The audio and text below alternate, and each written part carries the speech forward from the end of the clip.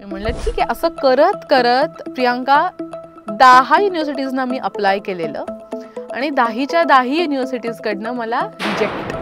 मला हे खूप वाटतं की करिअर निवडताना तुमचा स्वभाव आणि क्षमता याचं एकत्रीकरण असलं पाहिजे. तुमच्याकडे 80 वर्षाचे आजोबा पण येतात. ओके, तर मग हे 9वी 10वी हे वयोगट आहे, तिथे आम्ही ॲक्च्युअल करिअर काउन्सिलिंगला हात घालतो.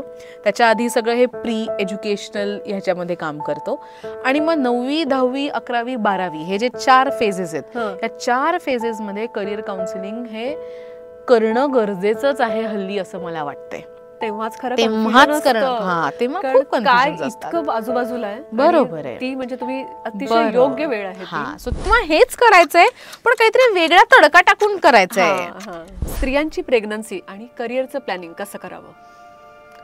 खूप छान प्रश्न आहे हा. कारण पण मेजॉरिटी ऑफ द मॉम्स त्यांना गॅप घ्यावा लागतो की जरी तुम्ही कितीही जबाबदाऱ्या वाटून घेतल्या तरी आईला जरा जास्त बाळाकडे बघावं लागतं. हे नैसर्गिक नॅचरली जसं तुम्हाला तो फर्स्ट एक्सपिरियन्स आहे ॲज अ आई म्हणून, तो बाबाला पण फर्स्ट एक्सपिरियन्स आहे ॲज अ बाबा म्हणून.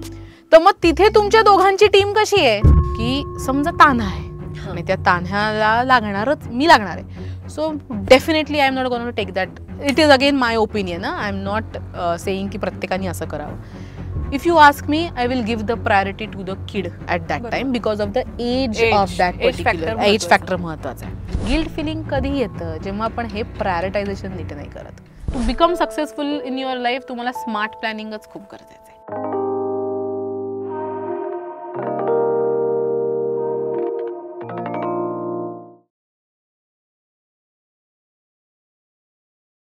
नमस्कार, मी प्रियांका जोशी. गुरु गोविंद दोनों कडे काके लागो पाय, बलिहारी गुरु आपने गोविंद दियो मिलाय. गुरु, मेंटॉर, मार्गदर्शक, पाथ फाइंडर अशा अनेक उपमा आपण गुरु या पदाला देत असतो, कारण तोच आपल्या आयुष्याला छान दिशा दाखवतो. अशा अनेकांच्या आयुष्यात दिशेचं मार्गदर्शन करणारं व्यक्तिमत्व आज आपल्याला भेटायला आलंय रोलिंग स्कोपच्या विचार 360 या सेगमेंटमध्ये. करिअर काउन्सिलर असणाऱ्या श्रिया पांडे यांना आपण आज भेटणार आहोत आणि करिअर संबंधातले आपले अनेक प्रश्न, या प्रश्नांवर चर्चा करणार आहोत, समाधानकारक उत्तरं मिळवणार आहोत. तत्पूर्वी मी श्रियाची थोडीशी ओळख करून देते. श्रिया ही गेली 12 वर्ष करिअर काउन्सिलर म्हणून सर्टिफाईड, अगदी ग्लोबली सर्टिफाईड आहे आणि त्याशिवाय ती एक कथ्थक नृत्यांगना आहे. त्याशिवाय ती सोशल वर्कर म्हणून सुद्धा तिने अनेक सामाजिक क्षेत्रात कार्य केलेलं आहे आणि जागर मनाचा या संस्थेची ती क्रिएटिव्ह हेड आहे. तर श्रिया, तुझं आमच्या स्टुडिओमध्ये स्वागत. थँक्यू मला इथे बोलवल्याबद्दल आणि जी छोटीशी ओळख तुम्ही करून दिलीत. तर डेफिनेटली गुरु हा मी विषय माझ्या इंट्रोडक्शनमध्ये घेत नाही, पण मार्गदर्शक किंवा मेंटॉर हा जो विषय आहे तो I will definitely connect to it. त्याच्यामुळे छान वाटतंय आज इथे येऊन आणि काय गप्पा आता बघूयात कशा होत आहेत पुढे. बरोबर, कुठल्याही क्षेत्रात कुणालाही कधीतरी मार्गदर्शनाची गरज असतेच आणि तो म्हणजे ती जी भूमिका आहे प्रत्येकाच्या आयुष्यातली ती तुम्ही निभावताय. तर त्या सगळ्यासाठी आधी अभिनंदन. आणि आता आपण आपल्या आजच्या गप्पांना सुरुवात करतो. नक्की. तर मला पहिलाच प्रश्न असा विचारायचा वाटतोय की करिअर मार्गदर्शक किंवा करिअर काउन्सिलर हेच क्षेत्र का निवडावं असं वाटलं? ओके, तर आता मी करिअर काउन्सिलिंग म्हटलं तर पहिल्यांदा वाटलं की अरे कोणीतरी सायकोलॉजीशी संदर्भात काहीतरी एज्युकेशन असेल किंवा मानसशास्त्राशी काही डिग्री असेल. तर पहिलेच सांगते की माझं सायकोलॉजी क्षेत्रातलं एज्युकेशन नाही. मी बाय एज्युकेशन आहे बेसिकली मायक्रोबायोलॉजिस्ट. आणि तुम्ही जसं मला म्हटलात माझ्या इंट्रोडक्शनमध्ये, तू म्हटलीस की मी कथक अलंकार आहे. तर माझ्या नाशिकला गुरु रेखाताई नाडगोडा आणि आदिती पानसे यांच्याकडे मी गेली 30 वर्ष कथकचं ट्रेनिंग घेते. तर प्रत्येकाच्या फेजमध्ये जशी एक ट्रान्झिशन फेज असते, प्रत्येकाच्या आयुष्यात एक ट्रान्झिशन फेज असते की अरे मी हे जे शिक्षण घेतेय हे बरोबर घेतेय का, किंवा त्या शिक्षणाच्या टप्प्यात पूर्णत्वास आलं, लाईक माझं ग्रॅज्युएशन झालं, पोस्ट ग्रॅज्युएशन झालं, आणि मग त्याच्यानंतर नेहमीच्या माझ्या पियर्स प्रमाणे एका MSc ग्रॅज्युएट पुढे काय करतो, तो either he or she will go to a research kind of a field, किंवा काहीतरी अप्लाइड सेक्टरमध्ये MBA और त्याच्याच क्षेत्राशी इंडस्ट्रियल काहीतरी काम करेल. तर सेम वेने मी माझे पियर्स आम्ही अपियर करत होतो, तयारी चालू होती सगळ्याची. आणि त्या सगळ्या प्रवासात माझं एक होतं की मी GRE आणि TOEFLसाठी प्रिपरेशन करत होते, की माझं पुढचं शिक्षण अमेरिकेमध्ये मला घ्यायची इच्छा होती. आणि ती सगळी फेज झाली, टेस्टिंग वगैरे सगळं छान झालं. परंतु जे कोणी इथे GRE TOEFLसाठी आपली जे ऑडियन्स असेल अभ्यास करणार, त्यांना माहिती असेल की ते युनिव्हर्सिटीमध्ये अप्लाय केल्यानंतर there is this waiting phase, की तुमचा ऍक्सेप्टन्स येईस्तोवर तुम्हाला एक थांबावं लागतं. आणि ती खूप अँशियस फेज असते की कोणी ऍक्सेप्ट करतंय का, कोणती युनिव्हर्सिटी घेतेय का वगैरे वगैरे. आणि ह्या सगळ्या याच्यात खूप साऱ्या गोष्टी पणाला लागलेल्या असतात. एकतर वेळ पणाला लागलेला असतो, फायनान्सेस पणाला लागलेले असतात, कारण प्रत्येक ऍप्लिकेशन कॉस्ट यू तेव्हा $100 प्रत्येक ऍप्लिकेशन तेव्हा कॉस्ट होतं. त्या सगळ्या फेजमध्ये ऍप्लिकेशन केल्यानंतर जो माझा वेटिंग टाइम होता, एक एक निर्णय येत गेला युनिव्हर्सिटीजचा. आणि निर्णय असं पहिली युनिव्हर्सिटी आली, you are not accepted. Okay, म्हणजे ठीक आहे, अजून 9 युनिव्हर्सिटीज बाकी आहेत. दुसरा लेटर आलं, यू आर नॉट ऍक्सेप्टेड. मी म्हणलं ठीक आहे. असं करत करत प्रियांका 10 युनिव्हर्सिटीजना मी अप्लाय केलेलं, आणि 10च्या 10 युनिव्हर्सिटीजकडनं मला reject. So your application is rejected. तो पूर्ण वर्ष, that was entire span of 1 वर्षाचा तो स्पॅन होता. आणि त्या संपूर्ण वर्षात शिक्षण संपून माझं, जसं म्हणलं की 2011ला शिक्षण संपलेलं, आणि या पूर्ण वर्षात मी काहीच करत नव्हते. आय वॉज जस्ट वेटिंग की कधी येतंय. आणि ॲट दी एंड हातात काय आलं की काहीच नाही. आणि ती फेज माझ्यासाठी खरी हिटिंग फेज होती. बरोबर, की अरे असं कसं झालं, म्हणजे आतापर्यंत कधी बाय गॉड्स ग्रेस अकॅडमिकली चांगली होते, शाळेत चांगलं, कॉलेजमध्ये चांगला परफॉर्मन्स होता, ग्रॅज्युएशन पोस्ट ग्रॅज्युएशन, आणि असं कसं काय युनिव्हर्सिटीमधनं रिजेक्शन आलं. म्हटलं आता हे आहे, दिस इज द फेज. मग ऍक्च्युली तिथून सुरुवात झाली की मग आता पुढे काय. कारण मी एका एमनी चालू होते, तो एम दिसतोय पण अचानक हाताखालनं गेला. मग पुढे काय करायचं, एकदम पोकळी निर्माण झाली. आणि मग त्या पोकळ्या फेजमध्ये म्हणतो ना की तुमचं रिजेक्शन हँडल करायची ताकद नसेल, तर ती जी फेज येते ना की सतत निराश होणं, बसल्या बसल्या मला रडायला यायचं. मी आय वॉज व्हेरी, म्हणजे अगदी ग्रॅज्युएशनला किती 21 वर्षाची मी होते तेव्हा. आणि मग ती फेज माझ्या आयुष्यात आली होती, आणि पुढे काहीही दिसत नव्हतं. म्हणजे इतकं सगळं उत्तम शिक्षण असून सुद्धा नोकरी दिसतीये, मला जॉबचं पण अपॉर्च्युनिटी आलेली, मी सुरू पण केलेलं, पण again I was not able to enjoy that. म्हणजे मी जी अपेक्षा केली होती माझ्यासाठी ती मला तिथे दिसत नव्हती. And that was a completely निराशा इन फ्रंट ऑफ मी. मग आता माझे वडील ह्या क्षेत्रातच काम करतात, समुपदेशन क्षेत्रात गेले बरेच वर्ष, तर त्यांना नॅचरली वडिलांचं मन आहे, ते म्हणले आता जास्त रडत बसू नको, विचार करूयात पुढे काय करायचं. सो ही ऍक्च्युली त्यांनी म्हणलं ना हलवलं मला, की ही फेज आहे, ही प्रत्येकाच्या आयुष्यात फेज येते, ह्याच्यातनं काय म्हणजे आयुष्यच नाही पुढे असतलं नाही. Let us sit, discuss and explore what are the opportunities. पहिल्यांदी माझ्याबरोबर माझे वडील ॲज अ थर्ड पर्सन म्हणून कोणीतरी बोलत होते. ओके, आणि मग तिथे आम्ही मार्गदर्शक म्हणून ते तिथे बोलत होते. आणि बसून मग आम्ही ऍक्च्युली डिस्कस केलं की का बरं मला मी जी PhD किंवा रिसर्चसाठी मी बघत होते, हा मार्ग योग्य आहे का अयोग्य आहे, हे थोडंसं आमचं एक्सप्लोरेशन चालू झालं. आणि मग पुढे काय ह्याचा विचार करायला, तर मग पहिल्यांदा त्यांनी मला जाणीव करून दिली की तुझ्यात काय आहे ह्याच्यावर फोकस कर. जे आता काय नाहीये हे माहिती आपल्याला, बरोबर. सो काय आहे हे आपण डिकोड करू, आणि मग त्याला धरून काही करिअरच्या वाटा आहेत का बघूयात. आणि मग जेव्हा असं डिस्कस करायला बसलो तेव्हा मला म्हणलं की अरे education is just one part of your journey. ह्या सगळ्या वर्षाच्या अभ्यासामध्ये, एज्युकेशनमध्ये वेगवेगळ्या क्वालिटीज माझ्यात डेव्हलप झाल्या होत्या. पीपल स्किल्स उत्तम डेव्हलप झाले होते, कम्युनिकेशन स्किल्स उत्तम डेव्हलप झाले होते, एक्सप्लेनेशन करायची पद्धत उत्तम निर्माण झाली होती, पोस्ट ग्रॅज्युएशन मध्ये असताना रिसर्च केला होता मी, त्यामुळे डॉक्युमेंटेशन करणं, एखाद्या विषयाच्या खोलात जाण्याचं म्हणजे काय, हे सगळे अलाइड गुण डेव्हलप प्रत्येकामध्ये होतात, त्याची आपल्याला जाणीव नसते. सो ते तिकडे मार्गदर्शक म्हणून होते, त्याच्यामुळे मला ह्याची जाणीव झाली की अरे ठीक आहे, डिग्री माझी ही आहे, पण other than degree I have got these many things ज्याचं मी भांडवल करून माझी पुढची वाट शोधू शकते. आणि मग असं झालं निर्णय की अरे मग ही वाट आहे तर मग आपण MBA सारखा विचार करावा, कारण तिथे पीपल स्किल्स लागतात, बरोबर, तिथे लिडरशिप स्किल्स लागतात. आणि मग MBAच्या प्रिपरेशनला लागले आणि माझं एंट्रन्स क्रॅक झाली, आय गॉट ॲडमिशन ऑल्सो. पण मग त्या ॲडमिशन घेण्याच्या वेळेला मी परत एक सेल्फ इंट्रोस्पेक्शनच्या मोडमध्ये गेले की आता तर आपल्याला ॲडमिशन मिळतीये, पण खरंच मला हे हवंय का. कारण MBA केल्यानंतर it is going to be for sure corporate job असणार आहे, जे प्रत्येक म्हणजे इट इज दॅट, आणि 8 to 5 or 9 to 6 असा तो जॉब असणार आहे. मग कॉर्पोरेट प्रेशर्स, कॉर्पोरेट हा सगळा लाईफ कॉर्पोरेटही असणार आहे. बरोबर. तर मुळात मग म्हटल्यावर माझा स्वभाव तसा नाही. उत्तम जॉब मिळेल, हरकत नाहीये, जे मला पाहिजे ते करता येईल, MBA सारख्या क्षेत्रात आहे त्यामुळे लोकांशी डील करता येईल. सो पण मला हा कॉर्पोरेट लाईफ नकोय, कारण मुळात मी आर्टिस्ट घरातली कॅटेगरीतली आणि पहिल्यापासूनच गाणं, नृत्य ह्या सगळ्या याच्यामध्ये रमणारी, वेगवेगळ्या ट्रेक्सला जाणं, आणि इट वॉज माझा स्वभाव हा खूप असा वेगळा होता, जो असा कोणत्या तरी फ्रेम मध्ये बसणारा नव्हता. मग परत सेल्फ इंट्रोस्पेक्शन की अरे मग आता मला काय करायचंय, मग परत मार्गदर्शक. आय वॉज फॉर्च्युनेट की माझ्याकडे माझ्या घरात मार्गदर्शक होते, त्यामुळे असे कन्फ्युजन्स वेळ आले की आम्ही बसायचो, मस्त डिकोड करायचो. आणि मग त्या सगळ्याच्यात कळलं की नाही, म्हणजे ह्या ज्या सगळ्या स्किल्स आहेत ज्या मी MBAच्या HR ह्या सेक्टरमध्ये वापरणार होते, त्याच मी समुपदेशन क्षेत्रात पण वापरू शकते, आणि तिकडे मी असं फ्रीलान्सिंग सारखं काम करू शकते.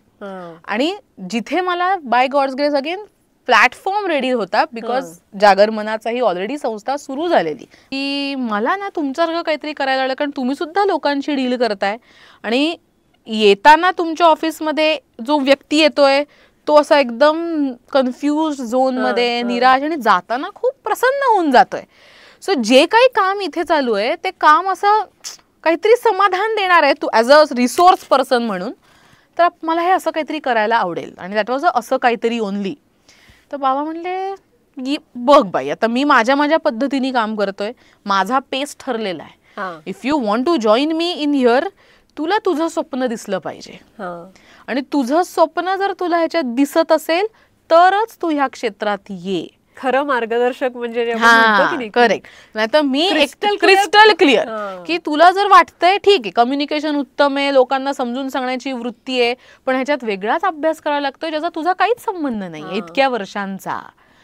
मग मी म्हटलं लेटेस्ट फायनली रिस्क टेकिंग आहेच आहे, म्हणलं नाही मला हेच करायचंय, लेट्स सी. आणि ह्याच्यात म्हणजे 2 गोष्टी साधणार होत्या. एक तर मला उत्तम वडिलांबरोबर काम करता येणार होतं आणि जे समाधानकारक होतं. दुसरं, ते करता करता मला माझा डान्स जपता येणार होता, कारण तो ऑलवेज माझा पीक पॉइंट होता. कधी कॉर्पोरेट लाईफमध्ये गेले असते तरी मला माझ्या फुल फ्लेजेडले मी शिकत होते तेवढं शिकता आलं नसतं. सो म्हणजे एक तीर में 2 निशाण असं होणार होतं. मी म्हणलं चला सुरू करू. तशी मी ह्या समुपदेशन क्षेत्राशी कनेक्ट झाले, आणि मग जर्नी सुरू झाली. कारण हे क्षेत्र इतकं व्हास्ट आहे, क्लिनिकल आहे, डेव्हलपमेंटल आहे, देन इंडस्ट्रियल आहे, काउन्सिलिंग सायकोलॉजी आहे, खूप वेगवेगळं आहे. मी म्हणलं एक्सप्लोर तर करू. आणि मग असं एक्सप्लोर करता करता देन आय फिगर्ड आउट की मी क्लिनिकल काउन्सिलिंग किंवा या क्षेत्रात नाही काम करू शकत, कारण तसा स्वभाव माझा नाही आहे. मला हे खूप वाटतं की करिअर निवडताना तुमचा स्वभाव आणि क्षमता याचं एकत्रीकरण असलं पाहिजे. सो माझा स्वभाव is not connected with the clinical counselling. I am a very education किंवा रॅशनल जिथे जिथे करता येतं तिथे मला वाटतं की मी छान काम करू शकते, आणि हे मला सगळं एक्सप्लोरेशन थ्रू कळलं. सो तेव्हा मी डिसाईड केलं की मला एज्युकेशनमध्ये काहीतरी करायला आवडेल. आणि दुसरा एक कॉज मिळाला की मला माझ्या घरात कोणीतरी मार्गदर्शक मिळालं, त्याच्यामुळे मला क्लॅरिटी येऊ घातली. मग असे कितीतरी असंख्य लोक आहेत की ज्यांना असं नाहीये इमिजिएट मार्गदर्शक, आणि त्यातून यंगस्टर्स कारण मी ज्या फेज मध्ये कन्फ्युज झालेले त्या फेज मध्ये असे असंख्य लोक कन्फ्युज असतात. तर म्हणलं चला मग आपण हाच घेऊ. I have experienced all this things. त्यामुळे एक्सपिरियन्स मधून एखादं काहीतरी निघतं ते अजून छान होतं. आणि मग अशी मी करिअर समुपदेशनाकडे आले. सो असं डिटोर म्हणतो ना, असं डिटोर होता की मला मे बी मला कोणी एक 10वी-11वीत कोणीतरी असं मार्गदर्शक मिळालं असतं की अरे तुझ्यातल्या क्षमता ह्या आहेत, तुझ्यातला व्यक्तिमत्व असं आहे आणि हे ना ह्या क्षेत्रांमध्ये छान जाऊ शकतं, तर कदाचित मी मे बी आधीच आले असते. पण अशा वेळी मी ह्या करिअर समुपदेशन क्षेत्रात आले आणि now I am loving this. Like माझ्या आत्तापर्यंत खूप गोष्टी ह्याच्यात करता येतात. You can work it out असं. ओके, म्हणजे आपण असं म्हणतो की नाही की स्वानुभव जिथे जिथे महत्वाचा असतो त्यातून काहीतरी छान उत्पत्ती होते. तसं तुझ्या बाबतीत तर अगदी म्हणजे खरंच झालेलं आहे ते. Correct correct. बरं, आत्ताच आपला उल्लेख झाला तर जागर मनाचा या संस्थेअंतर्गत म्हणजे कुठल्या कुठल्या विषयांवर करिअर मार्गदर्शन केलं जातं आणि मेन म्हणजे कुठल्या वयोगटासाठी? ओके, तर मागच्याच एपिसोडमध्ये आमच्या संस्थेचे संस्थापक शंतनू गुणे सर येऊन गेलेले आणि त्यांच्या मार्फत जागर मनाचा नक्की काय करतं ह्याच्याबद्दल आपण थोडीशी माहिती ऐकली आहे. पण मी जे एज्युकेशन सेक्टर हेड करते आमच्या संस्थेचं त्याबद्दल थोडंसं इलॅबोरेट करते. तर जागर मनाचा मध्ये आम्ही वयोगट साधारण 6वी-7वी या वयोगटापासून, इतक्या लहानपणापासून तुम्ही सुरू केलं? 6वी-7वी ह्या वयोगटापासून ते जोपर्यंत कन्फ्युजन्स आहेत आणि त्या कन्फ्युजन्सना क्लॅरिटी लागणार आहे तोपर्यंत आम्ही काम करतो. सो आमच्याकडे 80 वर्षाचे आजोबा पण येतात, ओके, गप्पा मारायला, कारण त्यांना पण डेफिनेटली काही ना काही प्रश्न असणार आहेत. सो करिअर काउन्सिलिंग किंवा एज्युकेशनल काउन्सिलिंगची जी आम्ही सुरुवात करतो विद्यार्थ्यांबरोबर डिरेक्टली, ही 6वी-7वी पासून होते. त्याच्याही आधी समजा कोणी येत असेल मग तिथे आम्ही पालकत्वावर फोकस करतो, कारण it is all that parent who is going to nurture that particular kid. So त्यामुळे असा वयोगट आम्ही केटर करतो, जागर मनाचा मध्ये येतो. आणि करिअर काउन्सिलिंग जर स्पेसिफिकली हात घालायचा असेल तर ह्याचे मी 2 टप्पे करेन. ओके, पहिला टप्पा आहे प्री एक्सप्लोर करायला, त्या मुलाला एक्सप्लोरेशनसाठी उद्युक्त करायला की काय काय ॲव्हेन्यूज अवेलेबल आहेत, कसं तुम्ही जग बघितलं पाहिजे, अवेअरनेसनी कसं तुम्ही काय जग कुठे चाललंय हे पहिल्यांदी त्या लहान वयात वेगवेगळ्या पद्धतीने त्याला एक्सपोजर्स कसे दिले गेले पाहिजेत हे आपण प्रीकडे येऊ शकतो. आणि साधारण 9वी-10वी जिथे आपली विचार क्षमता थोडीशी rigid, I will not say rigid, पण काहीतरी एक कन्फर्मेशन यायला लागतं. आपले पियर्स आजूबाजूचे बोलत असतात की अरे मी इंजिनिअरिंगला जाणार आहे, मी CA करणार आहे, मी मीडियामध्ये जाणार आहे, हे साधारण 9वी-10वी मध्ये चर्चा सुरू होते, यायला लागतं डोक्यात. आणि घरात सुद्धा हे प्रश्न येत राहतात की अरे बघ त्याचं ठरलं, तुझं काय ठरलं वगैरे. सो त्या वयात ऍक्च्युली करिअर काउन्सिलिंगला मी हात घालते, म्हणजे आमच्या संस्थेमार्फत आम्ही ऍक्च्युली हात घालतो की एवढं सारं एक्सपोजर्स आहेत, एवढे सारखे नावं माहिती आहेत, तर मग ह्याच्यातनं नॅरो डाऊन कसं करायचं. म्हणजे कन्फ्युजन होण्याच्या पेक्षा नॅरोईंग डाऊन जर एक चांगल्या पद्धतीने वैचारिक बैठकीतून झालं तर ते नॅरोईंग डाऊन बरोबर होतं. तर मग हे 9वी-10वी हे वयोगट आहे, तिथे आम्ही ॲक्च्युअल करिअर काउन्सिलिंगला हात घालतो. त्याच्या आधी सगळं हे प्री एज्युकेशनल ह्याच्यामध्ये काम करतो. आणि मग 9वी, 10वी, 11वी, 12वी हे जे 4 फेजेस आहेत, या 4 फेजेसमध्ये करिअर काउन्सिलिंग हे करणं गरजेचंच आहे हल्ली, असं मला वाटतंय. तेव्हाच करणं, तेव्हा खूप कन्फ्युजन असतात, आजूबाजूला आहे. बरोबर आहे, ती म्हणजे तुम्ही अतिशय योग्य वेळ आहे. सो ह्या 4 वर्षात तो मार्गदर्शक लागतोच, कारण ती क्लॅरिटी आपण बऱ्याचदा हल्ली 8वी-9वी पासूनच ते हल्ली फाउंडेशनचे क्लासेस वगैरे सुरू झालेले असतात. आणि मग पालक येतात आमच्याकडे की आता ह्याला हा 8वीत आहे, मग ह्याला फाउंडेशनचा कोणत्या IITच्या क्लासेस. म्हणलं 8वीतल्या मुलाला कसं काय कळणार की IITत जाणार आहे का नाही, त्याला 8वीत पहिले इंजिनिअरिंग म्हणजे काय हे तरी माहिती आहे का विचारा. सो इतकं अँझायटी पॅरेंट लेवलला पण वाढली आहे. सो ती अँझायटी पॅरेंट लेवलला वाढली त्याच्यामुळे ते डेफिनेटली मुलामध्ये पण येणार आहे. बरोबर. आणि मुलगा तर इज डिलिंग, मुलगा और मुलगी इज डिलिंग विथ त्याच्या फ्रेंड्सचं प्रेशर, त्याच्या नातेवाईकांचं प्रेशर, त्याला एक काहीतरी भलतंच अनकन्व्हेन्शनल करायचं असतं आणि पालकांना वाटत असतं की नाही ह्याच्यात सर्टन्टी नाही आहे, बाबा तू नेहमीच काहीतरी कर. धोपट मार्ग सोडू नको. त्याच्यामुळे ह्या सगळ्या ह्याच्यामध्ये हे जे 4 वर्ष आहेत ना हे खूप क्रुशियल आहेत to make that kid very much confident about his own thought process. कारण त्यांना तिथे तू चुकतोयस हे सांगायची गरज नसते, पण तू जो विचार करतोयस तो आपण जरा पडताळून बघूयात यार, अशा पद्धतीने जर मार्गदर्शन केलं गेलं तर डेफिनेटली त्याचे पुढचे करिअर चॉईसेस छान होतात 12वी पर्यंतचे. आणि 12वीच्या नंतर जेव्हा आपण ग्रॅज्युएशनला असतो, आता माझंच उदाहरण बघ, ग्रॅज्युएशन करून पोस्ट ग्रॅज्युएशन करून सुद्धा क्लॅरिटी नव्हती what I want to do, तर असे डेफिनेटली खूप जण असणार आहेत. तर मग त्या ह्याच्यात सुद्धा ते सेल्फ इंट्रोस्पेक्शन करत राहणं की मी जो मार्ग स्वीकारलाय एज्युकेशनचा किंवा करिअरचा हा योग्य आहे की नाही हे वेगवेगळ्या अनुषंगाने पडताळून बघता येतं.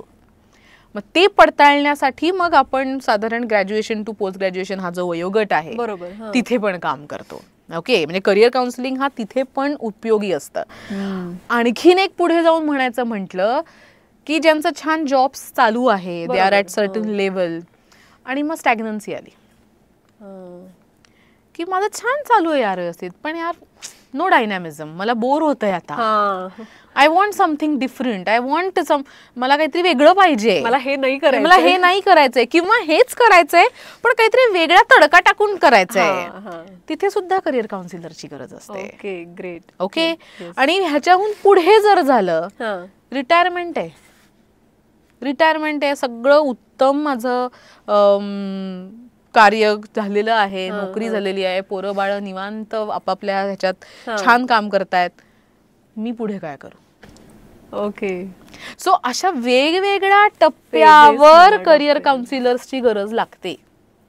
सध्या वाटतंय काय करिअर काउन्सिलर्सची गरज ही फक्त 9वी 10वी 11वी 12वी अशीच लागते, तसं नाहीये. प्रत्येकाला आपलं आयुष्य छान पद्धतीने जगायचं आहे आणि एक काहीतरी आपलं एक मिनिंगफुलनेस आणायचा आहे. तर तिथे अशा मार्गदर्शकाची, समुपदेशकांची, स्पेसिफिकली करिअर समुपदेशकांची लागते गरज. तर जागरमनाचा मार्फत ह्या अक्रॉस द लेवल करिअर समुपदेश दिलं जातं. म्हणजे 8 ते 80 असं म्हणू शकतो, डेफिनेटली म्हणू शकतो. आमच्याकडे असे बरेचसे सिनियर सिटीजन्स आजोबा येतात की आता त्यांच्याकडे कॉम्पिटन्सी आहे, छान अनुभव आहे एवढा, त्या अनुभवाचं करू काय, मग त्या अनुभवाचं करायचं काय हे तसं म्हणलं तर करिअर काउन्सिलिंग मे बी त्यांना त्यातनं पैशाची गरज नसेल, पण असलेल्या वेळाचा, असलेल्या विजडमचा वापर करणं हे कसं करू हे पण करिअर काउन्सिलर सांगू शकतो. बरोबर, अशा पद्धतीने आम्ही काम करतो. आताच आपण उल्लेख केला की 8 ते 80 वयोगट, तर ह्यामध्ये सगळ्यात महत्वाचा वयोगट आहे तो म्हणजे स्त्रियांचा आणि प्रेग्नन्सी. ओके, तर मला दोन्ही या गोष्टी कंबाईन करून विचारायचं आहे की स्त्रियांची प्रेग्नन्सी आणि करिअरचं प्लॅनिंग कसं करावं. खूप छान प्रश्न आहे हा, कारण प्रत्येक स्त्रीच्या आयुष्यामध्ये हा मातृत्व हा विषय येणार आहे, बऱ्याच अंगाने येणार आहे ना, समजा आत्ताच्या काळाच्या ह्याच्यात बघितलं तर. आणि तेव्हाच्या करिअरमधल्या फ्लक्च्युएशन्स आणि त्या फ्लक्च्युएशन्समुळे होणारे त्यांच्या मनावरचे परिणाम हे खूप कनेक्टेड आहे. त्यामुळे मला ह्याच्यावर बोलायला नक्की आवडेल. तर बऱ्याचदा आमच्याकडे अशा केसेस येतात की जिथे एक नवीनच आई आहे झालेली आणि मॅटर्निटी लिव्ह आहे, त्या जिथे कुठे ती जॉब करत असेल आणि त्या मॅटर्निटी लिव्ह करताना संपूर्ण नॅचरली लक्ष त्या मुलाकडे, मुलीकडे, संगोपनाकडे दिलेलं असतं, बाळाकडे. आणि त्याच्यानंतर बऱ्याच जणी परत जॉबमध्ये जॉईन होतात एक टिपिकल मॅटर्निटी लिव्ह झाल्यानंतर. आणि काही पण मेजॉरिटी ऑफ द मॉम्स त्यांना गॅप घ्यावा लागतो असं स्टॅटिस्टिकली दिसतं की खूप जरी पॉलिसीज छान असल्या हल्ली कॉर्पोरेट्समध्ये किंवा स्वतःचं काहीतरी सुरू करणार असल्या तरी तो कुठेतरी एक गॅप असतो जो आपल्याला त्या पालकत्वामुळे घ्यावा लागतो. त्याच्यानंतर जेव्हा जे रिस्टार्ट ऑफ द करिअर करायचं असतं ना, तिथे आमच्याकडे असे बरेचदा येतात बायका किंवा ज्या नव्याने आहे झाल्या की आता they don't have any confidence to start again, majority of the mothers. हा एक भाग येतो. दुसरा भाग येतो की ओके मी जॉईन तर करतेय परत, मला तर पण मी आधी जिकडे सोडलं होतं त्या सोडण्यातून जेव्हा परत रिजॉईन करतेय या मधल्या 3-4 वर्षात ते क्षेत्र कुठे गेलेलं असतं. मग तो परत एक सेल्फ डाऊट येतो की अरे मी ते क्षेत्र कुठे गेलंय, माझ्या नंतरची लोक तर खूपच अपडेटेड आहेत, मग मी ह्या 4 वर्षानंतर परत ह्याच क्षेत्रात आल्यावर मग मी परत परफॉर्म करू शकेन की नाही, किंवा मला परत मे बी ज्या पोझिशनला मी असेन त्याच्या आधीच्या पोझिशनवरनं सुरू करावं लागेल का. सो असे खूप सारे कन्फ्युजन्स असतात आणि त्याच्यामुळे ना सध्या ते म्हणते ना पोस्टपार्टम डिप्रेशन हा जो एक भाग होतो की निराशा, सेल्फ डाऊटिंग सुरू होतं की म्हणजे मग मी काहीच करू शकत नाही का. की तर अशा फेजेसमध्ये जेव्हा आम्ही समुपदेशन करत असतो किंवा अशा आम्ही गप्पा मारत असतो, माझ्या असे फ्रेंड्सच म्हणते मी त्यांना, म्हणजे जरी ते क्लायंट असतील तरी मी असं क्लायंट म्हणून संबोधणार नाही, हे खूप एम्पॅथेटिकली बोलायला लागतं कारण मी सुद्धा हे काही आहे आणि ती फेज माझ्या पण आयुष्यात आली, प्रत्येकाच्या आयुष्यात येतेच ती प्रत्येक स्त्री. तर पहिल्यांदी करिअर प्लॅनिंग करायचं म्हणजे काय करायचं ह्या क्षेत्रामध्ये आई जी होणार असते की हे बाय डिफॉल्ट होणार आहे की जरी तुम्ही कितीही जबाबदाऱ्या वाटून घेतल्या तरी आईला जरा जास्त बाळाकडे बघावं लागतं, हे नैसर्गिक आहे. आणि त्या तो रोल चेंज झाल्यामुळे, त्या बाळाकडे लक्ष दिल्या गेल्यामुळे माझा दुसरीकडचा रोल कुठेतरी कमी होणार आहे किंवा मला त्याची प्रायोरिटी थोडी कमी करावी लागणार आहे. हा ऍक्सेप्टन्स मोड यायला थोडासा वेळ लागतो. ही जी सगळी गडबड होते ना मानसिक की मला हे पण करायचंय, मला ते पण करायचंय, मला ते पण करायचंय, अरे बाळाकडे बघू का, आता माझे हे सगळे माझे कंपनीचे फ्रेंड्स कुठेतरी चालले तर तिकडे जाऊ, अरे एका फॅमिली कुठेतरी गेट टुगेदरला चालली आहे पण मला जाता येणार नाहीये. हा जो फोमो होत असतो ना, तो फोमो हा विषय तर हा फोमो खूप नॅचरल आहे तो, पण तो टॅकल पण करता येतो. बऱ्याचदा सध्या घडतंय काय अशा केसेसमध्ये ज्या येतात आमच्याकडे की करिअर गॅप आला म्हणजे माझं आयुष्य संपलं असा विचार होतो. तर ॲज अ करिअर काउन्सिलिंग मध्ये जेव्हा काम करतो तर असा विषय नसतो कधी. गॅप आला, हा गॅप कशामुळे येऊ शकतो. मातृत्व हा एक भाग आहे ज्याने गॅप येतो. बऱ्याच जणांचे लाईफ ट्रान्झिशन्स असतात की यार एका सिटीमधनं दुसऱ्या सिटीमध्ये गेलो, गॅप आला, लग्नानंतर गॅप आला, मे बी सम काइंड कशामुळे तरी तुम्ही जो एक्झिस्टिंग जॉब करता त्या जॉबमध्ये तुम्हाला ब्रेक घ्यावा लागला, गॅप आला. बरोबर. सो गॅप आला पण मी नंतर पुढे चालूच करू शकत नाही, ही जी मानसिकता होते ना तिथे ऍक्च्युली काम करावं लागतं. हा, तिथे काम सुरू होतं. तू ज्या क्षेत्रात काम करत होतीस त्या क्षेत्रामध्ये जर तुला परत जायचंय तर you should be very much aware. आता हा जो गॅप एरिया असतो सगळं लक्ष मातृत्व, पण तिथे आपण प्रायोरिटायझेशन करू शकतो की मी आता लक्ष माझं बाळाकडे आहे पण जेव्हा मला वेळ मिळतोय मग माझं क्षेत्र कुठे जात आहे, पुढच्या 3 वर्षात कसं, मी समजा 3 वर्षानंतर रेझ्युम करणार असेल तर मग ह्या 3 वर्षामध्ये मी स्वतःला कुठे अपग्रेड अपस्किल केलं पाहिजे, कसं माझं आयटीचं क्षेत्र तर इतकं कमालीचं वाढतंय, मग तिथे असे काय, आणि घर बसले पण there are an number of things that a person can do. बरोबर. घराच्या बाहेरच पडायला पाहिजे असं नाही. तर अशी थॉट प्रोसेस थोडीशी ह्या फेजमध्ये समजा दिली गेली तर तो एक पहिल्यांदी धीर येतो मनाला की अरे मी जरी फील्डवर नाहीये तरी ह्याचा अर्थ असा नाही की मी काहीच करत नाहीये. माझी आत्ता माझ्या डोळ्यासमोर एक महत्वाची प्रायोरिटी आहे जी काही 2-3 वर्ष असणार आहे आणि त्या 3 वर्षानंतर मी परत मी जे करत होते ते करू शकणार आहे, may be with a greater perspective. कारण मी एक अख्खं आयुष्य घडवतेय तर माझं करिअर का नाही घडवू शकत. अगदी खूप महत्वाचा मुद्दा. सो मी जर माझ्याकडे एका आयुष्य घडवण्याची एवढी ताकद आहे तर माझं करिअर परत सुरू करण्याची डेफिनेटली ताकद आहे. फक्त तसं आपण बघत नाही किंवा ती म्हणजे मातृत्व पॉझिटिव्हली घ्यायला पाहिजे. खूप महत्त्वाचा मुद्दा मांडला तुम्ही खरंच. हे कळायला थोडासा वेळ लागतो कारण सगळ्यांनाच नवीन असतं ना ते, त्यामुळे गोंधळून जाणं हे फार नॅचरल आहे. किंवा निराशावादी होणं की अरे मी हे माझ्याकडनं हे मिस होतंय का, किंवा बऱ्याचदा आपण काय विचार करतो की समजा आता मी माझ्या फॅमिली बरोबर आहे, मी माझ्या बाळाबरोबर आहे आणि माझी एक महत्वाची मीटिंग आहे जी ऍक्च्युली मी अटेंड करायला पाहिजे होती, तिथे मी प्रेझेंट करायला पाहिजे होती तिथे, पण फायनली तुम्हाला प्रायोरिटी कशाला आहे आत्ता, परत हे तुमच्यावर आहे. सो ठीक आहे, ती मीटिंग आत्ता तू नाही करू शकत आहेस पण ह्याचा अर्थ तू कधीच करू शकणार नाही. ती मीटिंगची अपॉर्च्युनिटी तुला परत कधीतरी येईल आयुष्यात. सो ठरवायचं काय असतं त्या समुपदेशनामध्ये जेव्हा काय गप्पा होतात तेव्हा मी सांगतो की यू शुड फोकस ऑन आत्ता तुझ्या समोर काय आहे आणि महत्व कशाचं आहे. ते एकदा प्रायोरिटी ठरली गेली आणि पहिल्यांदा तो ऍक्सेप्टन्स, फुल हार्टेड ऍक्सेप्टन्स. ओके, फुल हार्टेड म्हणजे काय की अरे हो, हे मी माझ्या मनाने स्वीकारलंय हे मातृत्व. सो मनाने स्वीकारलंय तर मग दुसऱ्याचा रिग्रेट का होतोय? हे मला करता येत नाही तर हे रिग्रेट व्हायला नाही पाहिजे आयडियली. पण मनुष्य आहे, माणूस आहे, त्यामुळे विचार इकडे तिकडे तिकडे जाणारच आहेत. पण वी कॅन टॅकल दिस. आणि मग मी नेहमी असं सांगू इच्छिते आपल्या ऑडियन्सना की जे ह्या गॅप फेजमध्ये असतील, की तुमचं जस्ट डिलिव्हरी झाली आहे किंवा तुम्ही आता थोडंसं ॲडजस्ट होता आहात बाळाबरोबर आणि तुम्ही एक मे बी वर्षभराच्या गॅपमध्ये आहात, तर ह्या वर्षभरात तुम्ही ज्या क्षेत्रात काम करत होतात ते क्षेत्र कुठे चाललंय किंवा पुढच्या 1-1.5 वर्षामध्ये ते कसं लीप घेणार आहे, और ज्या नवीन टेक्नॉलॉजीज येत आहेत, AI आहे, डेटा सायन्सेस आहे, ह्याचा आणि तुम्ही जे क्षेत्रात काम करताय त्याचा काही संबंध आहे का? कारण फायनली ह्याच्या बरोबरीनेच पुढे काम करायचं आहे. सो तुमचा हा जो अवेलेबल वेळ आहे तुम्हाला जो दिलेला आहे तुमच्या हेल्थसाठी, तुमच्या स्वतःकडे सर्वांगाने बघण्यासाठी आणि हा नवीन आलेला रोल संपूर्णतः आनंदाने स्वीकारण्यासाठी तुम्ही वेळ हा असा जर वापरलात ना, तर जेव्हा तुम्ही रिस्टार्ट करताय ना तुम्हाला कमी भीती वाटेल. मी भीती वाटणार नाही असं नाही म्हणणार आहे, पण कमी भीती वाटेल आणि तुम्ही जरा confidently you can go and sick the opportunities. बऱ्याचदा प्रॉब्लेम असा येतो की मग माझ्याकडसाठी अपॉर्च्युनिटी आहे का? ओके, कारण फॉर एक्झाम्पल एक आर्टिस्ट आहे, आता परत उदाहरण सांगते माझ्याच एक लाईफ एक्झाम्पल.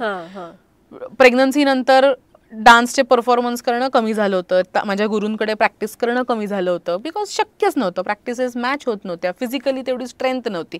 पण फायनली जेव्हा ऑफकोर्स मार्गदर्शक, प्रत्येक ठिकाणी मार्गदर्शक लागतोच, सो नॅचरली माझ्या गुरु होत्या, त्या म्हणले नाही सुरू करायचं, झाले आता एक सुरू तर कर, let's see how it goes. So मी प्रॅक्टिसला सुरू केल्यानंतर पहिला थॉट मनात, जो बाकी सगळ्या आयांच्या मनात येतो की पहिला सुरुवात कुठून करू. त्याच्या आधीचा 20 वर्ष मी हे करते हे मी विसरले होते बरं का. फक्त 1.5 वर्षाच्या गॅपनी माझ्या डोक्यात हे आलं होतं की म्हणजे मी काहीच करू शकत नाही, कारण माझ्याबरोबर जे पियर्स होते ते असे रपसप चक्र घेणारे किंवा दे वर ऑन द फील्ड. बरोबर. आणि मी जवळजवळ नाहीच, म्हणजे 1.5-2 वर्ष मी फील्डवरच नव्हते, त्याच्यामुळे बॉडी स्ट्रेंथ, स्टॅमिना सगळंच गेलेलं. पण जेव्हा सुरुवात केली, ओकचं पहिलं समाधान, चला सुरुवात तर केली. बाय गॉड्स ग्रेस माझा पियर ग्रुप खूप पॉझिटिव्ह होता, म्हणजे खूपच छान. सो त्या पॉझिटिव्हिटीमुळे मला एनर्जी मिळायला सुरुवात झाली की अरे no, wonderful, they are all are with me, so I can definitely go. So सगळेजण माझ्याबरोबर आहेत, फक्त मला माझ्या ह्याच्यावर एनर्जीवर फोकस करायचं आहे. सो असं पहिली प्रॅक्टिस सुरू, पहिला गॅप नंतरची प्रॅक्टिस सुरू झाली. पण परत विचार मनात, मग मी आधीसारखा डान्स करू शकेन का? कारण गेले नाही स्टेजवर किती वर्ष. तसंच एखाद्या कॉर्पोरेट मॉमला, जो कॉर्पोरेटमध्ये काम करते, ती जेव्हा रिस्टार्ट करते जर्नी, मी आधीसारखी मीटिंग कंडक्ट करू शकेन का? हा डाऊट येतोच. बोलू शकेन का? प्रेझेंटेशन तसं देऊ शकेन, मुद्दा मांडू शकेन का?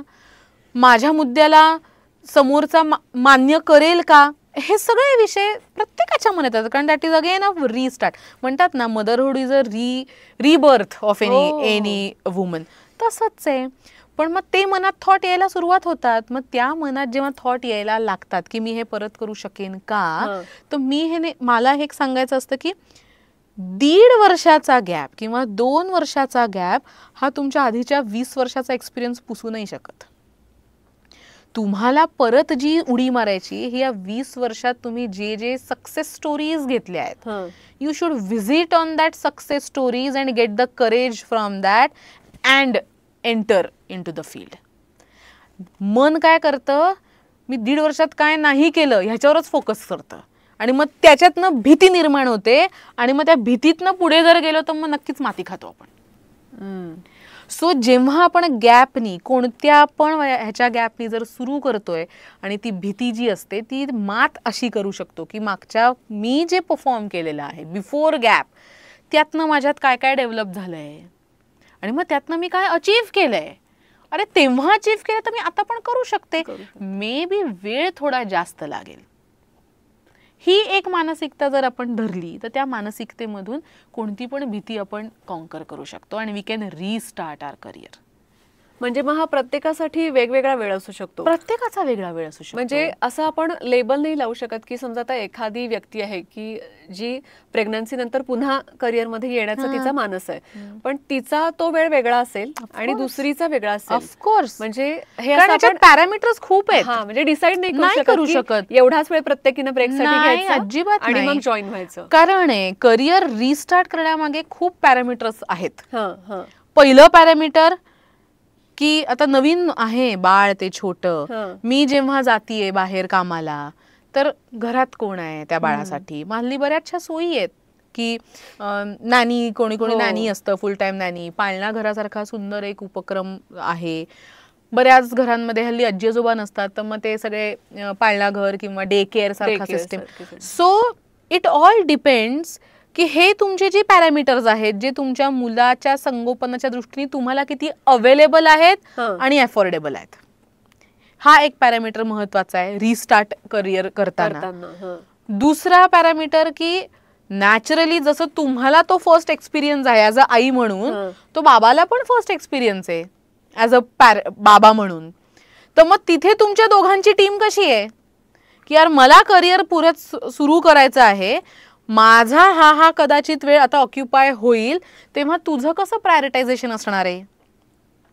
सो हे जर टीम बिल्डिंगच्या इफेक्टनी झालं तर ती करिअर रिस्टार्ट जास्त चांगलं. म्हणजे स्ट्रेस येणार आहे, okay, I am not saying की स्ट्रेस येणार नाही, पण तो एन्जॉयबल स्ट्रेस होईल कदाचित की बिकॉज यू आर रिलॅक्स्ड की आत्ता मी 5 तास मी या क्षेत्रात आहे, पण हे 5 तास ना माझ्या मुलाकडे अशा माझा त्याचा बाबा आहे, त्याची आजी आहे, तो नॅनीकडे व्हॉट एव्हर इट इज. ह्या सोयी आपल्याला हल्ली लावता येऊ शकतात आणि म्हणजे सगळ्या सोयींचा आपण लाभ घ्यावा डेफिनेटली. मी तर आता ते राहिलंच नाहीये, चूल आणि मूल हा विषयच नाहीये.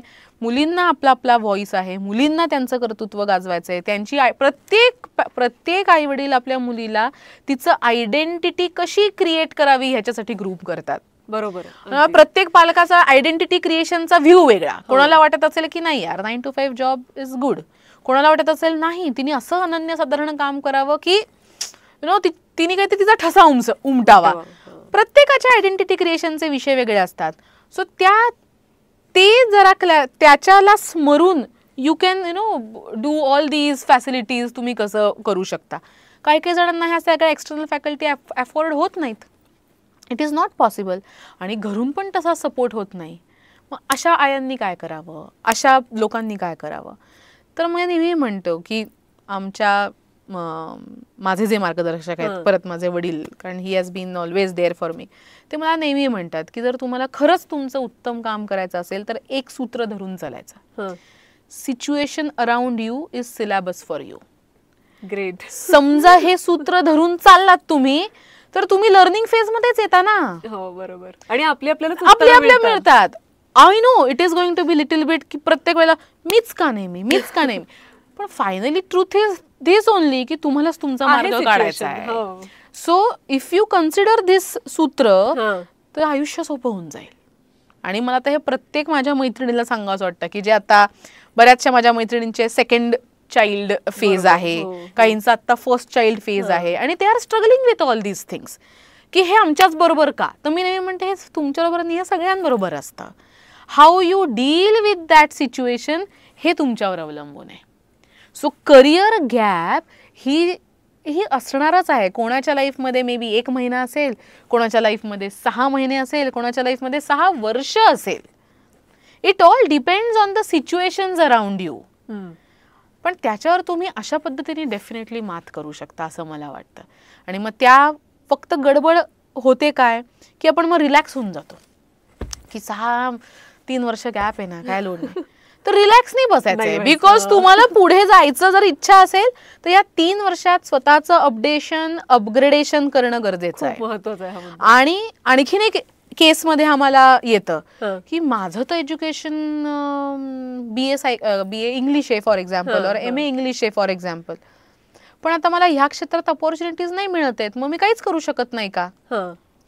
तर मी नेहमी सांगते की तुमचं एज्युकेशन आणि करिअरचा तसा म्हणलं तर काही संबंध नाहीये. लाईव्ह एक्झाम्पल आहेस. तुझं पण तसंच आहे, माझं पण तसंच आहे. एन नंबर ऑफ लोक इथे आहेत की एज्युकेशन काहीतरी वेगळं आहे आणि नाव काहीतरी वेगळ्या क्षेत्रात आहे किंवा काम काहीतरी वेगळ्या क्षेत्रात आहे. सो याचा अर्थ काय, करिअर घडवायचं हे तुमच्या एज्युकेशनपेक्षा तुमच्या स्किल्स आणि तुमच्या ॲटिट्यूडवर अवलंबून असतं. अगदी बरोबर. तुमच्यातल्या क्षमता तुम्ही कोणत्या क्षणी कशा वापरताय आणि त्याची एनकॅशमेंट कशी करताय ना, त्याच्यावर तुमचं करिअर अवलंबून असतं. सो डिग्री ओके, डिग्री आहे, पण BA MA BEd MAd करताना काय काय तुमच्यात क्षमता निर्माण झाल्या ह्याची जर तुम्ही फक्त लिस्ट तयार केली ना, मग त्या लिस्टवर तर तुम्हाला समजेल की रे लँग्वेजेस आहे. सो लँग्वेजमधून मी एज्युकेशनमध्ये जाऊ शकते, लँग्वेजेसमधून मी कॉपीरायटिंगमध्ये जाऊ शकते, लँग्वेजेसमधून मी जर्नलिझममध्ये जाऊ शकते, कितीतरी गोष्टी आहेत. असा विचार हा 360 व्ह्यू आहे. आणि हा जर 360 व्ह्यू तुम्ही करू नाही शकलात तर मग आमच्यासारख्या समुपदेशकाची गरज लागते. पण सांगायचा मुद्दा हा की तुम्ही जिथे सोडलं आहे तुमचं करिअर तिथे जर अपॉर्च्युनिटी नाही मिळाली, दॅट डज नॉट मीन की तुमच्यासाठी अपॉर्च्युनिटीज नाही आहेत. परवाचीच एक केस आहे, आता बरेचसे केसेस येतात. परवाचीच एक केस आहे. She is 33 year old and because of some reasons तिच्या करिअरमध्ये गॅप आहे. सो तिथे कुठे मॅटर्निटी वगैरे हा विषय नाही आहे. सो पण तो गॅप आलेला आहे तिच्या करिअरमध्ये. आणि त्या सगळ्या गप्पांमध्ये she is from an electrical engineering background, BE झालंय उत्तम पुण्याच्याच कॉलेजमधनं, MS तिथे ती rank holder, all the time 2 years of MS, 9.99 CGPA वगैरे असा, म्हणजे अबाव 9 CGPA. तरी त्या मुलीच्या आयुष्यात गॅप आलेला आहे. आता हा गॅप, ते प्रश्न असा की आता मी इंजिनिअरिंग बॅकग्राऊंडची आहे, मी इलेक्ट्रिकल, पण आता मला त्याच्यात अपॉर्च्युनिटीजच नाही आहेत ती ज्या शहरात आहे, म्हणजे मग मी काहीच करू शकत नाही का?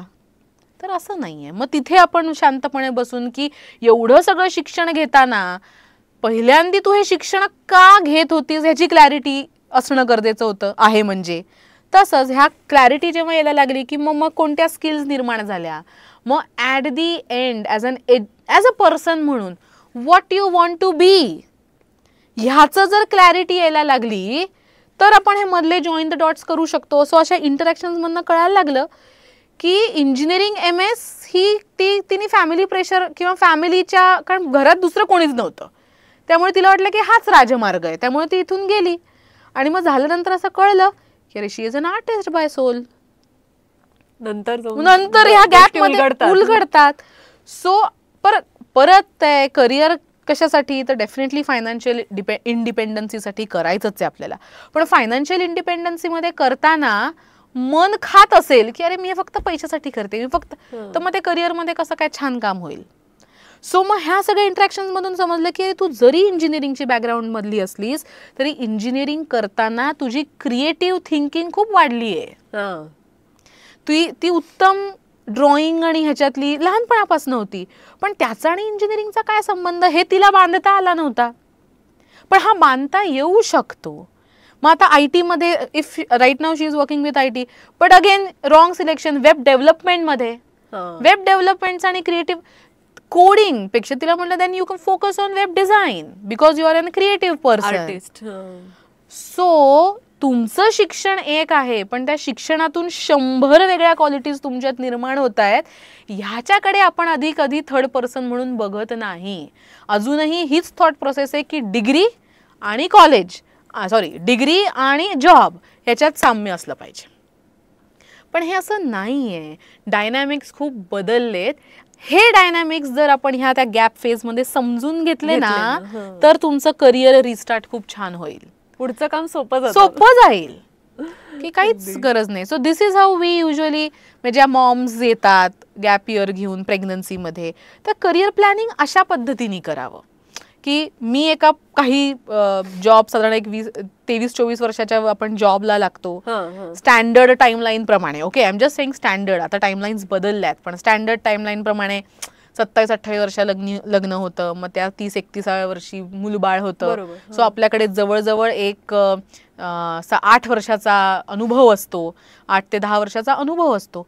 सो या 10 वर्षाच्या अनुभवाचं भांडवल तुम्ही करू शकता आणि त्या भांडवलातून काही गोष्टी उचलून करिअर रिस्टार्ट करू शकता. अख्खच्या अख्खं करता येईल, वी डोंट नो, पण त्यातले डेफिनेटली काही गोष्टी उचलून तुम्ही करिअर रिस्टार्ट करू शकता. If you and you should be very much open career planning करताना. खूप महत्त्वाचं. रिजिडिटी नको की मी हे केलंय ती मी हेच करेन, कारण लाईफ हे रिजिड नाहीच आहे. It is very fluid. आणि हे मातृत्व करताना तर आपल्याला किती अनुभवायला मिळतं की आज एक काहीतरी बघितलं उद्या भलतंच आहे काहीतरी. So we say we learn every day. No, with the child we also learn every day. Changes correct. हे सगळं आपण बघत असतो. सेम तुम्ही करिअरला अप्लाय करा ना. आणि मी म्हणते की बऱ्याचदा मी काही पुढे करू शकेनच का असा जेव्हा थॉट येतो तर मी नेहमी म्हणते की तुम्ही तर एका उत्तम जीवाला वाढवताय ना. सो तुमच्यात एखाद्याला घडवण्याची जर ताकद आहे तर तुम्ही तुमचं करिअर तर नक्की घडवू शकता. फक्त ती अर्ज पाहिजे. आणि कुठून सुरुवात करू परत याच्यासाठी ही थॉट प्रोसेस पाहिजे की you should focus on your क्षमता फर्स्ट, की ज्या तुमच्यात डेव्हलप झालेल्या आहेत, आणि मग त्याच्याने मी पुढे कशी जाऊ शकेन. मग अपॉर्च्युनिटी कशी बघायची, काय करायची, याला एन नंबर ऑफ सोर्सेस आहेत. अशा पद्धतीने जर काम केलं ना तर I think this will be everybody can tackle this phase in a very good way. असं आता आपण म्हणजे करिअर काउन्सिलर म्हणून मला याच मुद्द्यावर यायचं आहे की online courses, networking, data entry, freelancing, ह्या सगळ्याचा स्त्रिया किंवा कोणीही कसा उपयोग करू शकतो आणि त्याचा काय म्हणजे त्याच्या पाठीमागची भूमिका कशी असावी किंवा ह्याचा वापर कसा करावा आपण. नक्कीच. आता पोस्ट कोविड हे डायनामिक्स, लर्निंग डायनामिक्स खूप बदललेत. जे आधी होतं की तुम्हाला ऑफलाईनच शिकायचं आहे, कॉलेजमध्ये ॲडमिशन घ्यावीच लागेल, तिथे जाऊन फिजिकल कोर्सेसच करावे लागतील. आता हे डायनामिक्स पूर्णतः बदलले. देर आर एव्हरी उत्तमातल्या उत्तम युनिव्हर्सिटीज ऑनलाईन कोर्सेस काढतायत. म्हणजे IIT, IIMs पासून सगळ्यांचे हल्ली ऑनलाईन डिग्री कोर्सेस अवेलेबल आहेत, एक्झिक्युटिव्ह कोर्सेस अवेलेबल आहेत. त्याचप्रमाणे आता ह्या सगळ्या झाल्या उत्तम युनिव्हर्सिटीज, पण जे ऑनलाईन प्लॅटफॉर्म्स आहेत, कोर्सेरा आहे, युडेमी आहे, नंतर शिक्षा आहे, an number of online course, जे सर्टिफिकेशन कोर्सेस, अपग्रेड आहे, या सगळे जे प्लॅटफॉर्म्स आहेत ना, इथे खूप छान छान छोटे छोटे कोर्सेस अवेलेबल आहेत जे प्रत्येक जण अपस्किलिंगसाठी वापर करू शकतं. आणि ह्या ज्या ऑनलाईन प्लॅटफॉर्म्स जे सर्टिफिकेट्स देतात याची ऑथेंटिसिटी पण खूप आहे. म्हणजे हे चांगलं आहे, चांगलं करणं आहे. तुम्ही जर योग्य प्लॅटफॉर्मवरनं योग्य कोर्स केला ना तर त्याची व्हॅलिडिटी मानली जाते. These courses are accepted from any company. समजा फ्रीलान्सिंग करायचं असेल आणि फ्रीलान्सिंगमध्ये तुम्हाला एखादा कोर्स तुम्ही ऑनलाईन केला तर त्याची ऑथेंटिसिटी काय असा समजा प्रश्न आला तर तुम्ही जिकडनं, मी जसं म्हणलं की हे अपग्रेड आहे, कोर्सेरा आहे, हे सगळ्या युनिव्हर्सिटी, ह्या सगळ्या प्लॅटफॉर्म्सला जे कोर्सेस अवेलेबल आहेत ते सर्टिफाईड कोर्सेस आहेत. सो तुम्ही त्याचा जर कोर्स केला आणि जर तुम्ही प्रॉपर इंटर्नशिप घेतली त्याच्याबरोबर, फक्त कोर्स करून उपयोग नाही. बिकॉज मी फॉर एक्झाम्पल करिअर काउन्सिलिंगचा एक कोर्स केला युडेमी मधून, ओके, तर त्याच्या बळावर मी नाही काम सुरू करू शकत. सो तुम्ही त्याच्या सर्टिफिकेटवर एक कुठेतरी चांगली इंटर्नशिप बघा, तुमच्या ओळखीतनं शॅडोईंग करा की नक्की काय करतात, करिअर काउन्सिलिंग म्हणजे नक्की काय, किंवा what ever course you do, थोडं शॅडोईंग करा. आणि मग तो अनुभव तुम्हाला मिळाला ना, then you start in a small paces. आणि पहिली फ्रीलान्सिंग, आणि पहिली सुरुवात ही नेहमी तुमच्या जवळच्या लोकांकडनंच होते. सो ह्या पोस्ट कोविड हे डायनामिक्स खूप बदललेत. So I will definitely recommend की तुमचा हा जो गॅप इयर आहे, हा गॅप इयर तुम्ही अशा पद्धतीने पण युटिलाइज करू शकता की अपडेट आणि upgrade by using some online tools. Plus online पद्धतीने सध्या समजा एखादा व्यक्ती टीचिंगमध्ये आहे, त्या हल्ली कोर्स बिल्डिंग अ कोर्स हा स्वतःच्याच कॉम्पिटन्सीमधनं काहीतरी एक ऑनलाईन कोर्स निर्माण करायचा, ही पण सध्या खूप चांगली अपॉर्च्युनिटी आहे. सो तुमच्यात एखादी आर्ट आहे फॉर एक्झाम्पल, आणि तुम्हाला बाहेर जाऊन, तुम्ही आर्ट टीचर आहात एका शाळेमध्ये, पण तुम्हाला आता शाळेत जाता येत नाही because of your gap, pregnancy gap, तर तुम्ही तुमच्या आर्ट जे आवडतंय त्यातनं तुम्ही एक छान डिझाईन करू शकता course. For example 5 fundamental steps of doing origami, स्वतः, बिकॉज तुम्हाला एक्सपिरियन्स आहे त्याचा, तुम्ही तो डिकोड करू शकता. आणि देर आर प्लॅटफॉर्म्स की तुम्ही तिकडे हा कोर्स अपलोड करून यू कॅन सेल इट. बरोबर. आता हे माहिती नसतं, आता हे माहिती नसतं, मी म्हणेन हे उपलब्ध नाहीये का, हे सगळं इंटरनेटवर उपलब्ध आहे, पण हे असं बघायला पाहिजे ही मानसिकता नसते. म्हणजे सोशल मीडियाचा वापर करून योग्य ठिकाणी आपण ती गोष्ट रुजवली पाहिजे. आता हे परत आहे, असं बघायची कधी गरजच नाही वाटली, कारण we have been groomed in such a way की भाई ये स्टँडर्ड आहे, ये करो. पण आता हे डायनॅमिक्स जर बदलतायत आणि अलर्ट अवेअर, आम्ही नेहमी शब्द वापरतो, तुम्ही तुमच्याबद्दल अवेअर राहायला पाहिजे.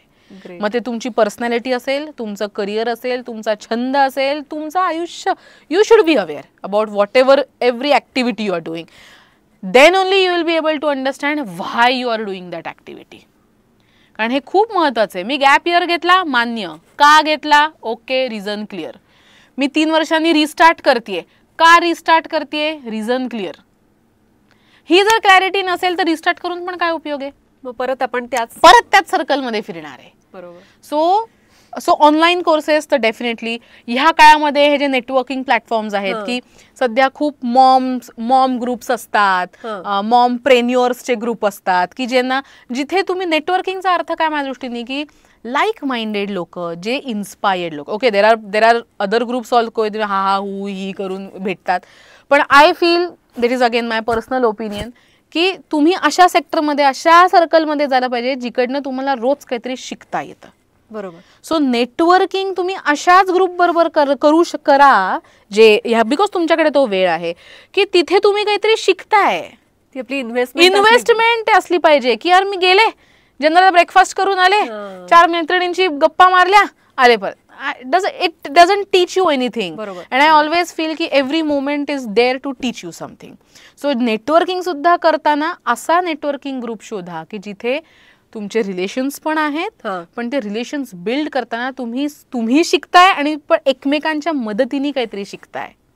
ओके, हे नेटवर्किंगसाठी तुम्ही अपॉर्च्युनिटीज बघू शकता आणि त्याच्यातनं मग तुम्हाला समजेल की अरे ही व्यक्ती काय करते. कारण गॅप इयर मी जसं मगाशी म्हणलं, हे फक्त त्या एकटीच्या आयुष्यात नाहीये ना, तिथे गेल्यावर समजतं की अरे माझ्यासारखे अजून बरेच लोक आहेत, मग मी का स्वतःला लोड देतेय, मग ह्या बाकीच्या ज्या जणी आहेत त्या कशा डील करतायत. So that start creating a support group to each other. So networking हे सपोर्ट ग्रुप म्हणून पण तुम्ही वापरू शकता. प्रत्येक वेळेला तिकडे बिझनेसच पिच केला पाहिजे असं नाहीये. It's a support group. मी एका नेटवर्किंगची 3 वर्ष मी एका नेटवर्किंग फोरमला जायचे. सो तिथे वी बिलीव्ह, आम्ही सपोर्ट ग्रुप होतो एकमेकांचा. मला काही अडलं तर कोणीतरी एक दुसरं यायचं सांगायला आणि ते काम असं होऊन जायचं. Okay. So networking if done properly can be definitely a useful tool in that gap year. आणि मग त्या 2-3 वर्षामध्ये तुम्ही तुमचा ॲक्च्युली रोडमॅप आखू शकता की अरे मी त्या नेटवर्किंग ग्रुपमध्ये ना मी ह्या पर्टिक्युलर व्यक्तीला भेटले होते, मग आता मला त्या व्यक्तीची गरज लागू शकते, चला कनेक्ट ठेवा. मग ह्याच्यामध्ये परत आलं रिलेशन्स मेंटेन ठेवणं. म्हणजे आपण अवेअर आणि alert, that is the only time की तुम्ही जागरूक असलं पाहिजे. जर आणि ह्याच्यात अशा पण व्यक्ती भेटतात की यार I entirely want to focus on my child. Wonderful. Again you are clear no what you want to. तुम्ही क्लिअर असणं गरजेचं आहे. सो त्याच्यासाठी वेगळं, सो त्या व्यक्तीचं वेगळ्या पद्धतीने आयुष्य घडणार आहे. पण ज्या व्यक्तीला मुलांकडे बघता बघता स्वतःचं आयुष्य घालवायचंय त्याला ह्या सगळ्या माध्यमांची मदत घ्यावीच लागणार आहे. मग ते ऑनलाईन कोर्सेस असतील, नेटवर्किंग फोरम्स असतील किंवा फ्रीलान्सिंग. आय ऑलवेज फील की फ्रीलान्सिंग हे खूप सुंदर, if you do it in a proper way. Risk आहेत नो डाऊट, पण if you are prepared for those risk तुम्ही फ्रीलान्सिंग डेफिनेटली करू शकता. आणि फ्रीलान्सिंग म्हटलं तर आपलं सगळंच बॅलन्स होऊन जातं. कधीतरी स्ट्रेसफुल लाईफ कॉर्पोरेटमध्ये पण येते, तसं फ्रीलान्सिंगमध्ये पण आहे. सो हे 3-4 ऑप्शन्स तुम्ही डेफिनेटली ट्राय करू शकता जेव्हा तुमच्याकडे वेळ आहे. So this is a very good way that you can think about your career ahead. बरोबर.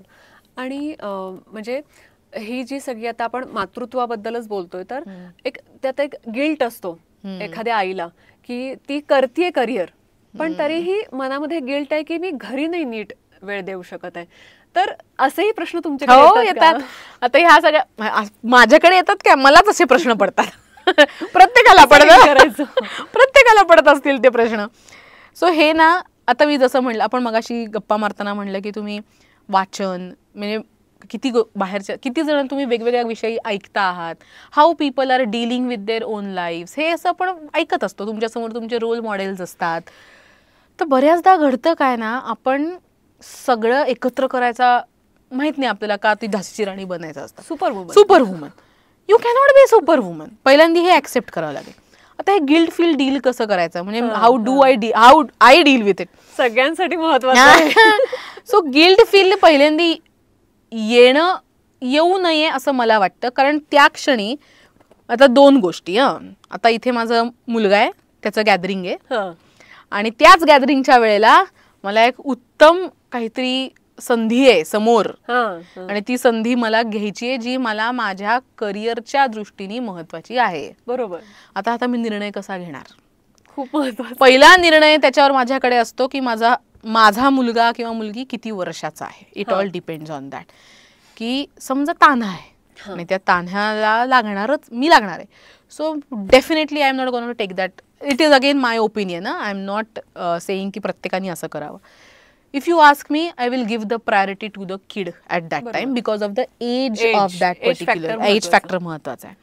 पण माझा मुलगा किंवा मुलगी अशा वयात आहेत की 3-4 वर्ष निवांत आपापलं चालतंय, आपापलं खातंय, किंवा आजी आजोबांबरोबर निवांत खेळतोय, बाबा व्यवस्थित एन्जॉय करतोय, आणि मला त्या पर्टिक्युलर अपॉर्च्युनिटीसाठी फक्त 2च तास लागणार आहेत. तर मग मी सगळ्यांच्या सहमतीने जसं प्लॅनिंग की मला ह्या दिवशी हे 2 दिवस तिकडे जायचंय जे माझ्या कामाच्या दृष्टीने महत्वाचं आहे, तर तुम्ही त्यावेळेला अवेलेबल आहात का? कारण डायरेक्ट सांगितलं की तुमच्याकडे सोडून जातीये, त्यांची अवेलेबिलिटी. बरोबर. आजी आजोबा जरी असले तरी आजी आजोबांचं पण काहीतरी रुटीन आहे ना, किंवा तुमचा पार्टनर तरी असला तरी त्याचे पण काहीतरी रुटीन आहे ना. सो आस्क द अवेलेबिलिटी की तुम्ही ज्याच्यावर सोडून जाणार आहे त्याला. आणि इफ इट सेज वंडरफुल, मला काही नाहीये, मस्त निवांत खेळू आम्ही, मग कशाचं गिल्ट फील येणार आहे? बरोबर. तुम्ही फ्रीली तुमचं काम करताय आणि पोरग तुमच्याच लोकांकडे आहे, और नॅनीकडे असेल समजा, तर यू नो तुमची ती नॅनी खूप विश्वासाची आहे, तिला तुम्ही सांगितलं की आज तुला थोडंसं एक्स्ट्रा टाइम थांबावं लागणार आहे, हे प्रायर. सो ह्या सगळ्याचं फोरकास्ट करता आलं पाहिजे. प्लॅनिंग. सो गिल्ट नाही जमलं. गिल्ट कधी नाही येत जेव्हा आपण फोरकास्ट करतो ना की अरे हे घडू शकतं, आणि त्या फोरकास्टिंगच्या नुसार मी काहीतरी माझा प्लॅन करतेय, आणि मी ज्या व्यक्तीवर अवलंबून असणार आहे त्या दिवशी त्याला मी प्रायरली सांगितलंय. ग्रेट. तर मग गिल्ट नाही येत. कारण तुम्हाला माहिती आहे की तुमचं मुलगा मस्त खेळतंय आणि हे 2 तास मी माझं काम उत्तम करणार आहे. गिल्ट फिलिंग कधी येतं जेव्हा आपण हे प्रायोरिटायझेशन नीट नाही करत, की अरे मला इथे पण वेळ द्यायचा आहे, तिथे पण वेळ नाही. मी एक खूप सुंदर इंदिरा नोई आहेत ना आपल्या, त्यांचा इंटरव्ह्यू ऐकत होते. तर त्या प्रत्येक आईच्या आयुष्यात असा वेळ, त्यांनी इतकं सुंदर पद्धतीने त्याचं एक्सप्लेनेशन दिलं होतं ना की देर इज नो सच की गिल्ट हा नाहीये, तुम्ही माती खाल्ली प्रायोरिटायझेशन मध्ये म्हणून तुम्हाला इथे वेळ नाही देता आला. अच्छा. त्यांनी एक खूप छान एक्झाम्पल दिलं होतं. त्यांच्या मुलीच्या शाळेमध्ये काहीतरी मॉम्स डे आउट होता, जिथे प्रत्येक आईनी काहीतरी घरून करून आणायचं होतं. तर त्या म्हणल्या मला हे शक्य नव्हतं, कारण मी खूप वेगळ्या पोझिशनला काम करत होते, आणि मला ते काहीतरी तिच्यासाठी केक बेक करून, होम कुक्ड केक बेक करून मला नव्हतं जाता येणार, आणि हे मी क्लिअर होते. आता त्याचा गिल्ट फिलिंग मला नाही आला, बिकॉज हे माझ्या मुलींना पण माहितीये की आई नाही करू शकणार, कारण they have seen me in such a way. So मी तिला सांगितलं की तुझ्या शाळेपर्यंत केक पोचेल ह्याची जबाबदारी मी घेईन. तो होम कुक्ड असो का कसा असो, ती माझी रिस्पॉन्सिबिलिटी, पण त्या वेळेला तुझ्याकडे केक असेल हे मी बघतो. So she managed the resources. The way you use your resources effectively will help you to come out of that guilt. Smart planning. आणि I think to become successful in your life तुम्हाला smart प्लॅनिंगच खूप गरजेचं आहे. So ह्या guilt feeling मधनं बाहेर यायला तुम्ही अशा, म्हणजे I usually use such kind of tactics, आणि हे प्रत्येक जण करू शकतं. प्रोएक्टिव्हली फोरकास्ट करणं आणि फोरकास्ट करून त्या दिवसाचं प्लॅनिंग रेडी ठेवणं. Yes, then you are done with that. खूप महत्वाचं आणि अतिशय समर्पक उत्तर दिलेलं आहेस तू. आणि आता एक अतिशय महत्वाचं आणि आपल्या आजच्या या गप्पांचा आपण म्हणू शकतो की शेवट आपण या प्रश्नाद्वारे करूया की करिअर मार्गदर्शक याच क्षेत्रात काही संधी आहेत का? म्हणजे जी येणारी पिढी आहे किंवा अजून कोणी अशा आता आपण जे बोललो त्यावरून कोणी आया इन्स्पायर झाल्या तर त्या काय करू शकतात का? नक्कीच. शिक्षकी पेशा, समुपदेशन पेशा किंवा ट्रेनिंग किंवा हे जो सेक्टर असतो ना, तिथे प्रचंड अपॉर्च्युनिटीज आहेत. कारण तिथे मनुष्य संबंध आहे. बरोबर. आणि माणूस जोपर्यंत आहे तोपर्यंत ह्या क्षेत्रांना मरण नाही. ओके.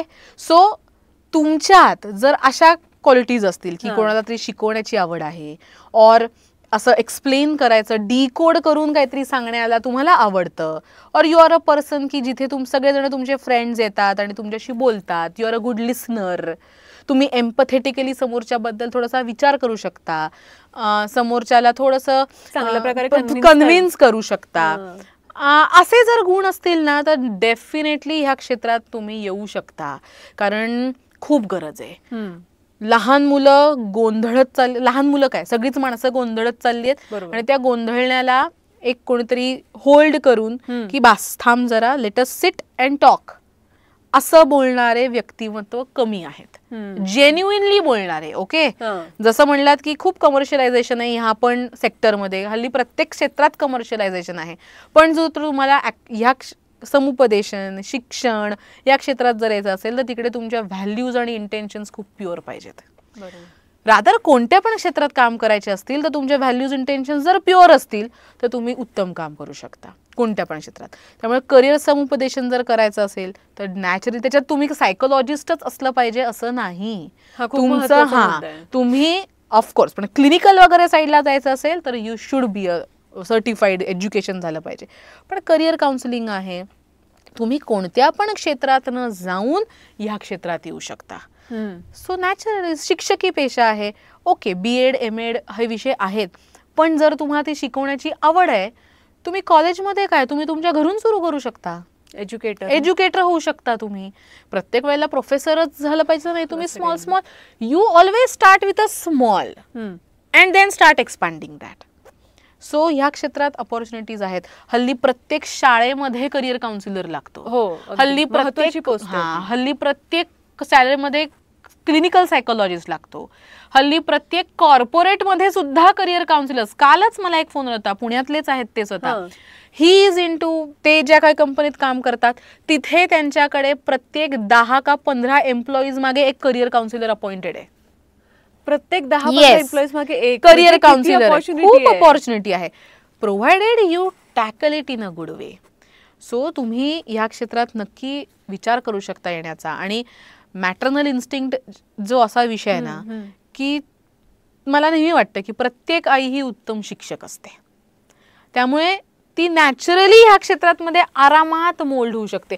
हल्ली खूप डिमांड आहे ट्रेनिंग मॉड्यूल्स क्रिएशन, की तुम्ही ट्रेनर नाहीये पण you have a good habit of researching, you are very much good with wonderful presentation skills like excel म्हणा किंवा असे टूल्स तुम्ही खूप छान करता, तुमची रिसर्च ॲबिलिटी छान आहे, तुम्ही डॉक्युमेंटेशन छान करता. सो तुम्ही ॲज अ मॉड्यूल क्रिएटर म्हणून पण काम करू शकता. ग्रेट. तर हे कोणाला आयुष्यात माहिती होतं की असं काहीतरी करिअर निर्माण होऊ शकतं. बरोबर. तर तुम्ही आहे तुमच्यात तर you can use your verbal ability in that, you can use your logical reasoning in that. So तुम्हाला एकदा एनलिस्ट केलं ना प्रियांका की माझ्याकडे या क्षमता आहेत, you name it and you have the career here. खरंच. सो असं समजा तुम्ही काम केलं तर ह्या ट्रेनिंग क्षेत्रात तुम्ही येऊ शकता, मॉड्यूल क्रिएटर म्हणून येऊ शकता. हल्ली एक करिअर आहे रिसर्च पेपर रायटिंग. याच्यामध्ये तुमचं जर बॅकग्राऊंड असेल, सायन्स बॅकग्राऊंड आहे, टेक बेस्ड बॅकग्राऊंड आहे, तर देर आर शॉर्ट कोर्सेस की तुम्ही रिसर्च पेपर लिहायचा कसा. There is a method of writing these research papers. आणि हल्ली प्रत्येक PhD स्टुडंटला किंवा ज्यांना काही लोक वयाच्या काही एका सर्टन एजमध्ये आल्यावर PhDला एनरोल करतात जिथे त्यांना ही नॅक माहिती नसते. सो तिथे they can hire experts like us की जिथे तुम्ही माझा हा रिसर्च आहे, help me in writing the research paper. कारण PhD देण्यामध्ये इट इज मॅन्डेटरी की तुमचे इतके पब्लिकेशन्स झाले पाहिजेत. बरोबर. किंवा तुम्हाला उत्तम कॉलेजमध्ये प्रोफेसर म्हणून जायचं आहे तर इट इज मॅन्डेटरी तुमचे हे पब्लिकेशन्स असे झाले पाहिजेत. आता प्रत्येकाला लिहायचीच नॅक असते असं नाही. एखाद्या रिसर्चरची नॅक आहे की त्या विषयात उतरून काम करणं, म्हणून त्याला रायटिंग स्किल असेल असं नाही. So there he can hire a research paper writer. So this is how you can think about your career. इच्छा तिथे मार्ग. आणि आता तर पोस्ट कोविड तर हेच आहे की तुम्हाला वाटतंय की माझा आवाज उत्तम आहे, का नाही मी व्हॉइस ओव्हर आर्टिस्ट व्हायचं, का नाही माझी उत्तम स्क्रिप्टवर होल्ड आहे, मी का नाही निवेदनात जायचं, असं तुम्हाला विचार करता आला पाहिजे. आतमध्ये आपल्या तुम्ही जितकं आतमध्ये जाल, अंतर्मनाला विचाराल, जो साध येईल तो आपला. करेक्ट. आणि जो साध आला ना, असं म्हणतात तुम्ही आतल्या आवाजाला स्मरून काम करायचं. बरोबर. पण हा जो आतला आवाज आहे, मग फक्त स्मरून काम करून चालत नाही, त्याला मग मला फायनान्शियल इंडिपेंडन्सीला जोडायचं आहे ना. मग ती पुढची गणितं बांधण्यासाठी you can talk with such expertise. तुमच्यासारखे एक्सपर्ट आहे. Either you can go with the expertise, और घरात तुमच्या असणार असेल कोणी, तुम्ही निवांत there should be a very much clear dialogue की माझा आतला आवाज मला हे सांगतोय आणि मला हे घेऊन रोड मॅप कसा क्रिएट करायचा, help me with that. So it is as easy as that. असं करता येऊ शकतं. आम्ही सुद्धा आज म्हणजे मी सगळ्या प्रेक्षकांच्या वतीनं मी म्हणेन की आमचे सुद्धा इतके मुद्दे क्लिअर झालेत आज. खूप छान गप्पा झाल्या. मनापासून मी जे प्रश्न विचारले त्याची अगदी मनापासून उत्तरं मला मिळालेली आहेत. Thank you so much. आणि जागर मनाच्या या संस्थेला आमच्या विचार 360 कडून खूप खूप शुभेच्छा आणि थँक्यू इथे आल्याबद्दल. थँक्यू मला इथे बोलवल्याबद्दल. कारण हा जो आजचा मुद्दा होता ना की पोस्टपार्टम जी गॅप येते आणि बऱ्याचदा मुली किंवा आया ह्या तिथे खूप वेगळ्या फेजमध्ये जातात. तर आय थिंक आजच्या ह्या डिस्कशननी ह्या फेजला नाही म्हणजे काय म्हणतो चांगल्या पद्धतीने डील करता येऊ शकतं. हे आज खूप छान डिस्कस झालं. सो थँक्यू की तुम्ही हा विषय घेतलात आजच्या ह्याच्यामध्ये. And I am looking forward for it, how it comes as a final effect. Let's see. Thank you Priyanka. Thank you. तर मग कसा वाटला आजचा एपिसोड? आजचा एपिसोड आम्ही शूट केलेला आहे हाय फ्रिक्वेन्सी या सदाशिव पेठमधल्या स्टुडिओमध्ये. अतिशय छान ॲम्बियन्स, दर्जेदार सेवा. ज्यांना कुणाला शूट करायचं असेल तरी नक्की इथे या. आणि आमचं हे जे चॅनल आहे रोलिंग स्कोप, ह्याला लाईक, शेअर आणि सबस्क्राईब करायला विसरू नका.